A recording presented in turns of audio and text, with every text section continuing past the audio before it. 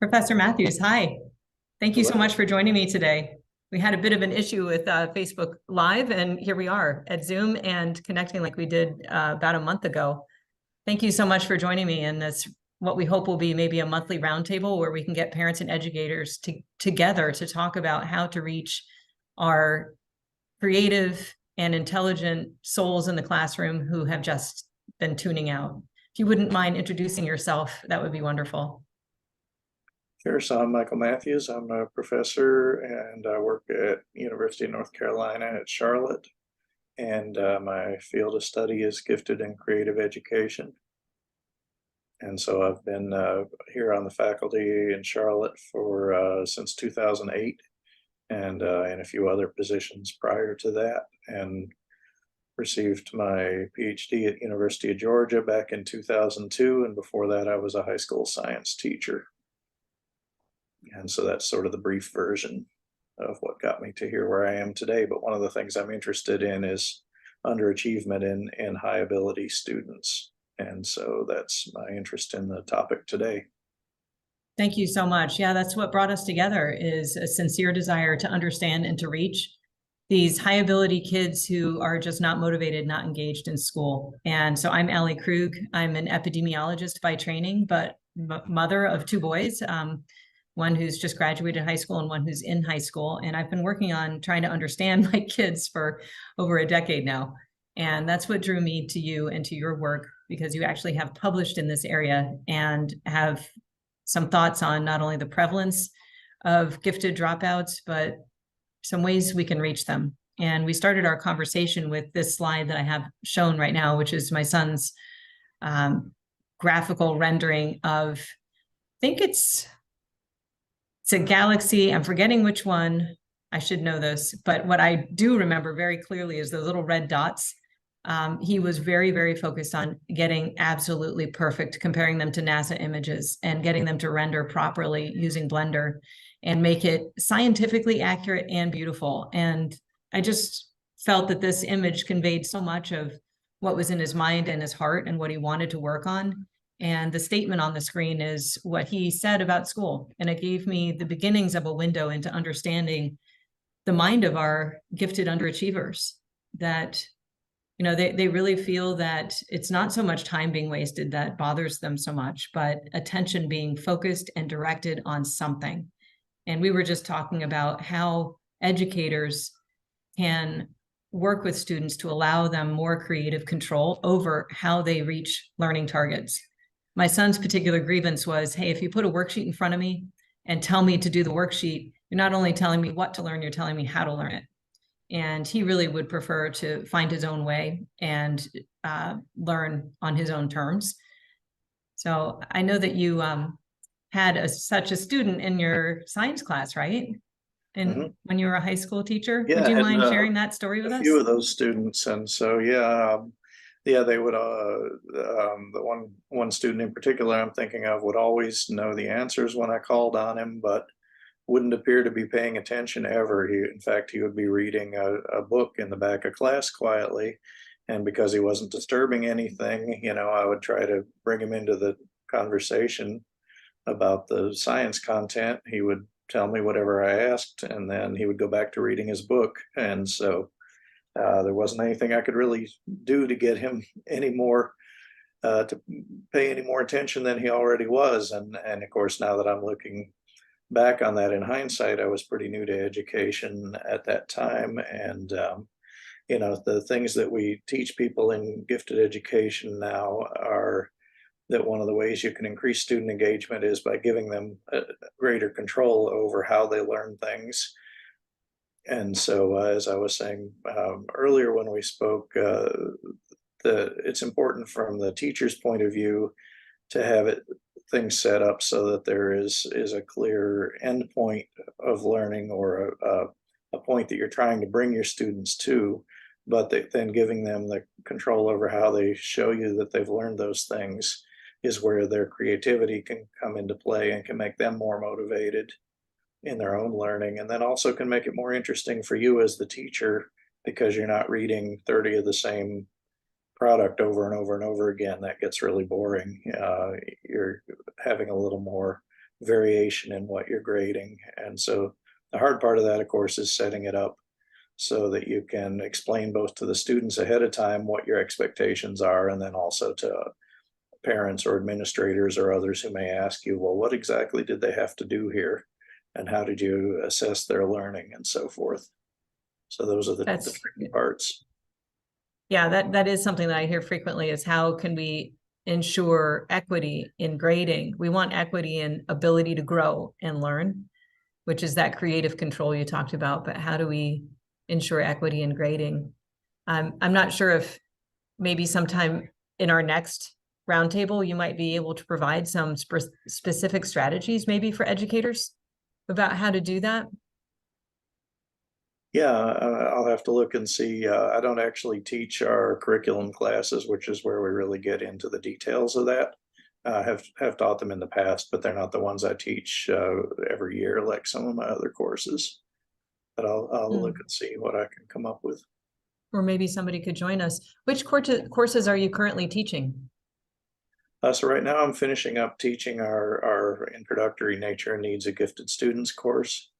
And so that's a general survey, sort of an overview of the field of gifted education, its history, and who are the students that we're talking about, how are they identified, particularly in North Carolina, but also elsewhere, and then what do schools do for them once they've identified them as being in need of additional learning or different learning experiences. And I'm just going to shift slides here a little bit if I can. To what degree, when you identify these students, do you kind of categorize them according to giftedness? And is that necessary? In the literature, it talks about highly, exceptionally, profoundly gifted. How important is that to get that kind of a sense of where a student is? Yeah, it can be to some extent, but it's also sort of a later step in the process, because I guess the first step is sort of looking at the rules, which typically are enacted at the state level. So, sorry for the background noise. We're at a hockey rink. My schedule is absolutely jam-packed, so this is where I am today. And it's 90 degrees outside. It's probably warmer where you are, right? Oh, yeah. So it's impossible to work out of the truck like I normally do, because everything will overheat. I apologize for that. So so the first step, so in North Carolina, for example, students can be identified as either academically gifted in reading, academically gifted in math, or intellectually gifted, which is based on potential rather than on achievement in school. Or achievement on it. So it's a ability test versus an achievement test, essentially.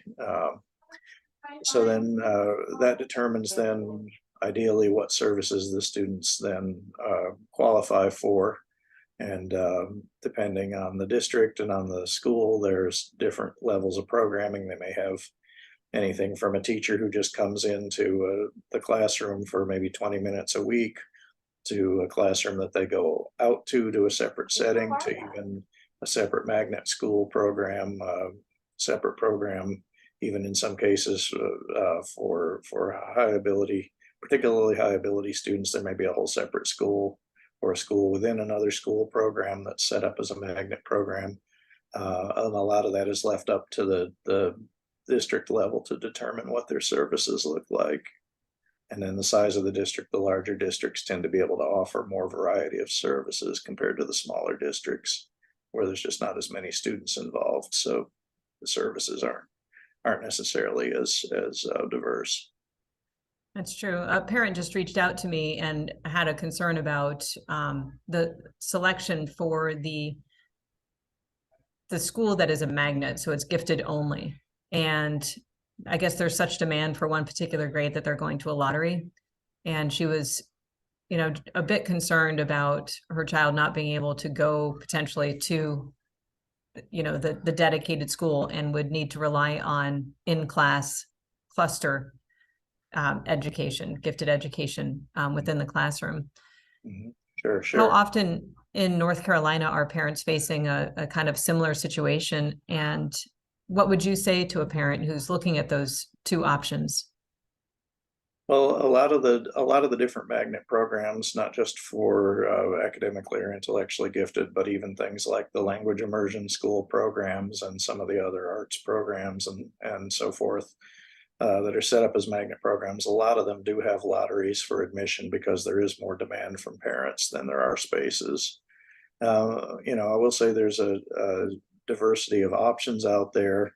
There's a charter school programs, for example, that are also available within the public school system that are focused on high ability learners. There's at least a couple of those in the Charlotte area, at least for K through 8. High school is a little bit more difficult because the services are a little different at that level. But there are a lot of different things, and in some cases you just have to kind of apply to the magnet lottery every year and hope that you get in.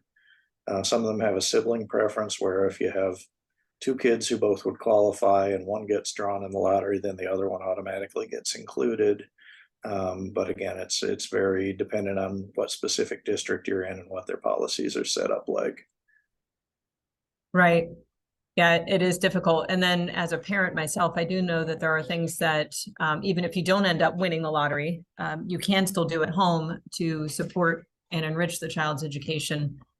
But in our roundtables, I'm hoping that we will be able to talk specifically to the student who is maybe exhibiting some school refusal. And so the normal sorts of in-class strategies have failed to work. And that gets us to this point. This slide here talks about dropouts, high school dropouts. And I think we often think of, the stereotypical high school dropout maybe is not somebody who is of high intellectual capacity.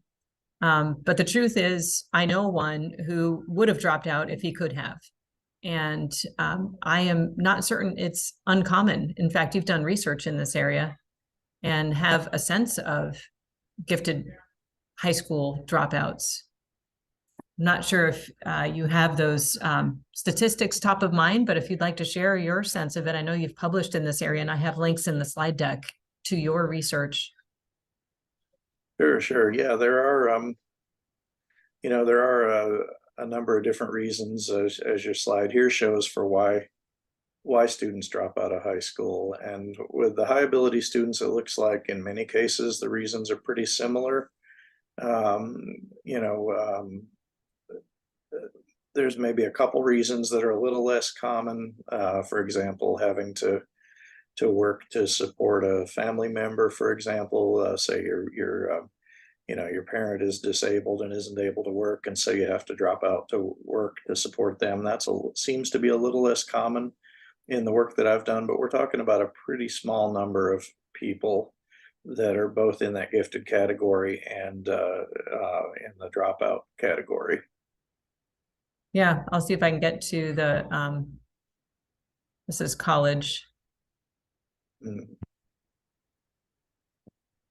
So somewhere between 1% and 5% or so of gifted students drop out of high school, I think. Mm-hmm. Is that correct? Something like that. Yeah, it's somewhere there in the work I did in North Carolina about 15 years ago now. It was a little bit below 1%, but that was a partial record. That was only looking at about half of the student population of gifted students, and so the rate may be slightly higher if we look at a slightly larger population, because of some of the selection effects into that population that I studied. But yeah, these are sort of the things that predict, again, failing math, failing English. Reading is part of the failing English concern, I think, for a lot of students. And in some cases for gifted students, this also could be that there's an undiagnosed learning disability in either math or English areas, which is then causing them they're able to compensate and able to do okay in school up to a certain point, until the point that the curriculum gets difficult enough that they're no longer able to compensate for the disability. And then at that point, that's where the failing grade starts. So it may not start as early as sixth grade, but it may be later on. It may be ninth grade, for example, when you start seeing the issues.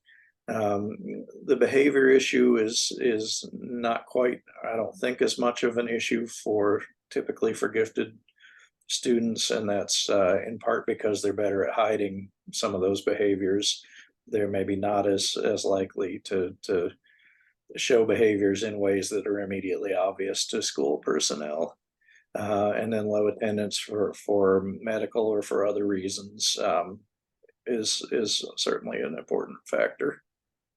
Yeah, that makes sense. I'm wondering if you're seeing gender disparity in gifted dropouts. For instance, I have this particular slide begins to look at this, at least in Virginia, and I've circled in red some of the, so this is college dropouts.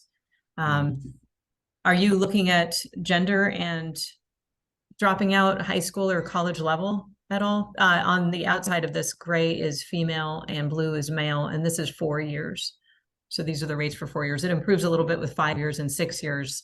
But back in my day, I was expected to graduate college in 4 years. So I just picked this. But you can see there's a very sizable disparity. And the way I organize this spider diagram is by lowest. So following the blue line here, sorting it by male rate. So lowest graduation rate, completion rate, and then getting up to upper income. And over 1400 SAT is the top, but that's just high 70s is the max, the ceiling there. We don't actually cross the 50% until we're down here at the bottom of this circle. And that's where we start getting into kids who have dual enrollment credits, 24 or more dual enrollment credits. But you can see there's still a major disparity between boys and girls as far as completion rates. Even at the higher end of the SATs, there's a major disparity. Upper income and high SATs, big disparities, and the highest level as well. So I find this really interesting, and I'm not sure if you have any thoughts about this, about the disparities and about ability and completion rates, at least in college. Well, it's fascinating to see it graphed out like this, because it really does show that there is a male-female disparity in essentially every indicator, except I think there's one where the 2 dots overlap there. So it's a real difference. Right here, this one, this is oddly, this is having a 2-year degree before going to college, which you would think would improve the odds of 4-year completion if you're already halfway done. But maybe those folks are having to work, or maybe they found employment that seemed more valuable than college because they already had a 2-year degree. It's hard to know, but I thought that was fascinating too. Yeah, that's certainly possible. And you know, the other one I don't see that maybe is on here and I'm missing it, but I don't see having a family of their own, and that's often a concern, especially for high ability young women, where they you know, they start a family when they're 19 or 20 years old and realize that raising a small baby and being a full-time college student or even a part-time college student, it's really difficult to do both of those things well at the same time. Yeah, that data was not available. This is Virginia statewide data, but I didn't see that available now. So yeah, my colleague Lori Flint, who's at East Carolina University, did some real interesting work a few years ago looking at how males and females expressed their underachievement. And it was a retrospective study where she was looking at people who were successful adults who had been underachievers, and many or most of them had dropped out of high school, but then had sort of come back and become achievers and had successful careers as adults. And she found some interesting male-female differences there, where the male students, or the male adult males that she talked to, they were a lot more interested in sort of showing off that they could underachieve and still get by, whereas the young women typically were much quieter. They said, yes, I underachieved, but you know, I made C's so that I would pass and just kind of skate by, but I knew I wasn't working up to my potential. So that's she's interesting. got some other interesting differences in there, but I'd like to see somebody follow up on that work, because that's been about 15 years ago now that she was doing that work, and it's fascinating. Who is that, did you say? Her name is Dr. Lori Flint, and she is at East Carolina University. Okay, check that out. Yeah, some of what we know about males and females is that males will be more likely to apply for a job that's a little bit above their ability, say. There's a little bit more bravado, a little bit more self-concept, higher self-concept, whereas girls won't do that. They'll say, oh, I'm not qualified, and they won't actually overshoot at all. They might not even apply for jobs that are within their reach. So it seems somewhat analogous to what you're describing here, the cool factor, yeah, I can underachieve and still do fine. I don't need to do all that work, and I can go do what I want and chart my own way. But I do agree with you that we should continue to look at that and where they end up and how they end up faring. Mm. That might allow us to speak to young people in the moment, and say, hey, we have actually followed these folks out, and it doesn't actually pan out as well as you might hope.